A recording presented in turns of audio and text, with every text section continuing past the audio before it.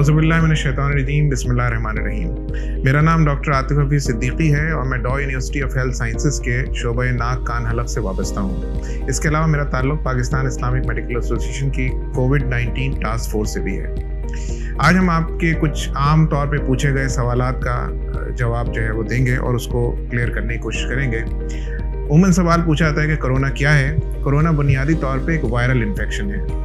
पहली दफ़ा इसका केस जो रिपोर्ट हुआ है वो 31 दिसंबर 2019 को हुआ है और इसकी उम्र अभी सिर्फ 4-4.5 महीने है। तो ये बात जान लेना चाहिए कि इसके मुतालिक हमारी बहुत ज़्यादा मालूमात दुनिया भर में किसी को भी नहीं है। इस पे जो तजुर्बात हो रहे हैं, इसके मुतालिक जो मालूमात हासिल कर रही हैं और यानी सबूत के साथ मालूमात आने में इनमें कुछ वक्त लगेगा। दूसरी चीज़ ये है कि इसकी अलामात क्या हैं। ये हर जगह मौजूद हैं। खुश्क खांसी, बुखार, नज़ला ज़ुकाम या गले में दर्द, ये तमाम इसकी कॉमन अलामात हैं। इसके अलावा खुशबू का ना आना भी इसकी एक अलामात में शामिल है जो इब्तिदाई अलामात में होता है। कितना ख़तरनाक हो सकता है? कोरोना की हदें बहुत ज़्यादा हैं। एक आम आदमी जो बिल्कुल एसिम्टोमेटिक हो, यानी उसके अंदर किसी किस्म की कोई अलामात ना हो, जैसे मैं और आप बैठे हो सकता है हम में से कोई कोरोना का मरीज़ हो या हमारे पास, हम कोरोना के कैरियर कहलाते हैं इसको, यानी हम ये लेकर तो चलते हैं लेकिन हम किसी को अलामात ज़ाहिर नहीं करते, लेकिन हम किसी को भी लगा सकते हैं। तो एक हद तो ये है कि पेशेंट बिल्कुल एसिम्टोमेटिक होता है और उसको कोई अलामात नहीं होती और उसको पता भी नहीं होता कि उसको ये मर्ज़ है और ये होकर ख़त्म हो जाता है। लेकिन इसकी दूसरी हद जो है वो बहुत ख़तरनाक है। दूसरी हद इसकी वेंटिलेटर तक जाने की, यानी मरीज़ बहुत तेज़ी से डिटेरिएट करता है और उसकी सेहत इतनी तेज़ी से ख़राब होती है कि उसको अस्पताल में आईसीयू में दाखिल होना पड़ता है और उसको वेंटिलेटर पर डालना पड़ता है। और इसकी ख़तरनाकी की बुनियादी वजह जो है वो यही है, क्योंकि जब एक इंसान, हम नहीं कह सकते कि कौन सा वो मरीज़ है जो कि एसिम्टोमेटिक रहेगा, कौन सा वो मरीज़ है जिसको कुछ अलामत आएंगी, और वो कौन सा मरीज़ है जो खुदा न खास्ता वेंटिलेटर पे चले जाएगा। क्योंकि वेंटिलेटर पे जाने वाले मरीज़ के वापस आने के इम्कानात 10-15% से ज़्यादा नहीं है। तो इसीलिए इस मर्ज़ की ख़तरनाकी इस हिसाब से है कि इसमें आप प्रिडिक्ट नहीं कर सकते कि कौन सा मरीज़ है जो कि किस स्टेज तक जा सकता है। फिर उमन ज़ाहिर एक आम सवाल है कि इससे बचा कैसे सकता है या इसका इलाज क्या है। इसका ताहाल इसका कोई इलाज दरियाफ्त नहीं हुआ। इसका इलाज जो है वो यूँ समझ लें कि इससे प्रोटेक्शन है, बचाव है।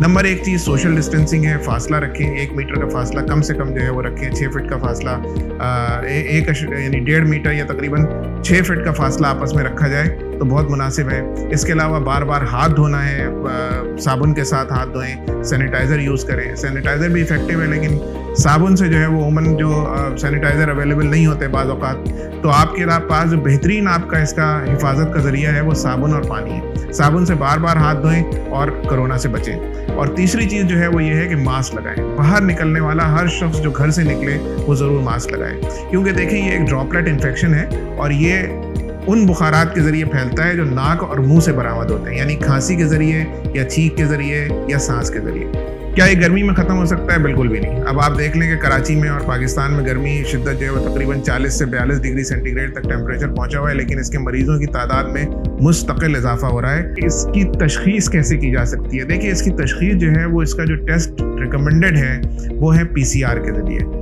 तो PCR टेस्ट जो होता है उसमें एक स्वैब लिया जाता है जो नाक के पिछले हिस्से से या हलक से लिया जाता है। अच्छा, अब इसके अंदर सवाल ये पैदा होता है कि कितना ये वैलिड है टेस्ट और कितना इसकी जो है वो एफिकेसी है। अगर हलक से लिया जाए तो इसमें जो है वो 40 से 45% सही आने का इम्कान होता है, और अगर नाक से नेज़ोफेरिंक्स से लिया जाए यानी नाक के पिछले हिस्से से, तो तकरीबन 70 से 75% इसके सही आने का इम्कान है। 90% उस सूरत में होता है जब खुदा न खास्ता कोई पेशेंट वेंटिलेटर पे हो या आप उसके जो नीचे फेफड़ों की जो सांस की नाली है वहाँ से आने वाले बलगम में ये टेस्ट लिया जाए। तो इसमें इस चीज़ का इम्कान बहुत ज़्यादा मौजूद है कि कोई मरीज़ पॉजिटिव हो, उसको कोरोना हो, लेकिन उसका टेस्ट नेगेटिव आ जाए। इस चीज़ को बहुत ज़रूर समझने की ज़रूरत है, क्योंकि ये बहुत इंपॉर्टेंट चीज़ है।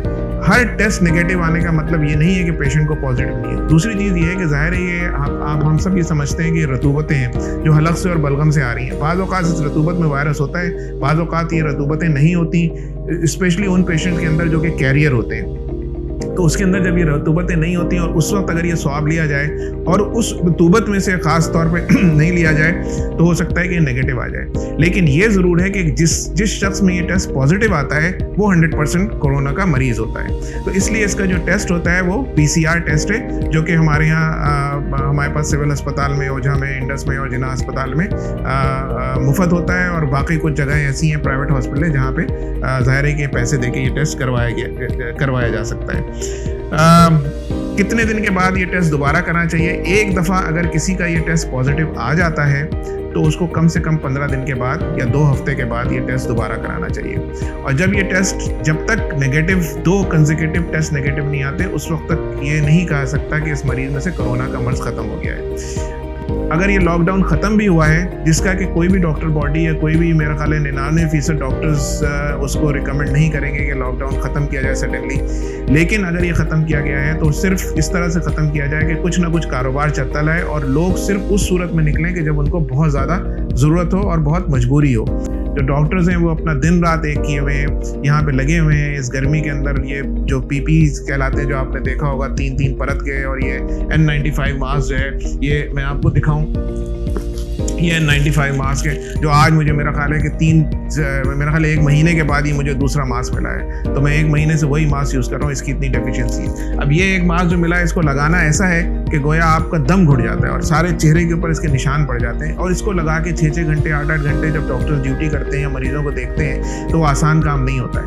अब इस ऑलरेडी हेल्थ सिस्टम के अंदर जब आप नया मरीजों का लोड आएगा तो उनका इलाज कैसे होगा, कौन करेगा? फिर इसमें जो दूसरी चीज़ बहुत अहम है वो ये है कि बहुत सारे डॉक्टर्स, जाहिर है कि जब मरीज़ ज़्यादा होंगे, एक्सपोजर ज़्यादा होगा, तो बहुत सारे डॉक्टर्स खुद कोरोना के मरीज़ जो है हो रहे हैं। हमारे यहाँ अभी परसों ही जो है वो हमारे यहाँ गायनी के एक प्रोफेसर हैं, अपने 5 जूनियर डॉक्टर्स के साथ वो कोरोना पॉजिटिव हो गई हैं।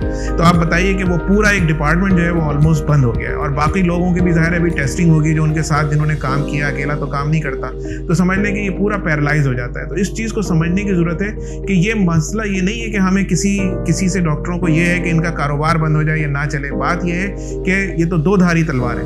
अगर आप लॉकडाउन करेंगे तो इकोनॉमिक मसाइल हैं, लॉकडाउन नहीं करेंगे तो शायद हेल्थ के साथ साथ इकोनॉमी के मसाइल भी हो जाए। जब लोग बीमार पड़ेंगे तो काम कहाँ से करेंगे? ये लॉकडाउन ख़त्म भी हो गया है लेकिन कोरोना ख़त्म नहीं हुआ है। चुनांचे आप गैर ज़रूरी घरों से निकलने से बिल्कुल गुरेज करें, अपने हाथों को बार बार धोएं, और जिसने भी निकलना हो वो अपने आप पर इस चीज़ को लाजिम कर ले कि वो मास्क ज़रूर पहन कर बाहर निकलेगा।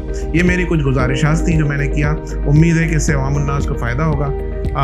एक नंबर है 111-111-465, ये एक नंबर है जिस पे आप मज़ीद मालूमात भी जो है वो कर सकते हैं। 24 आवर्स हेल्पलाइन है, ये आपके लिए जो है वो हर वक्त खुली रहती है। बहुत शुक्रिया। अस्सलाम वालेकुम।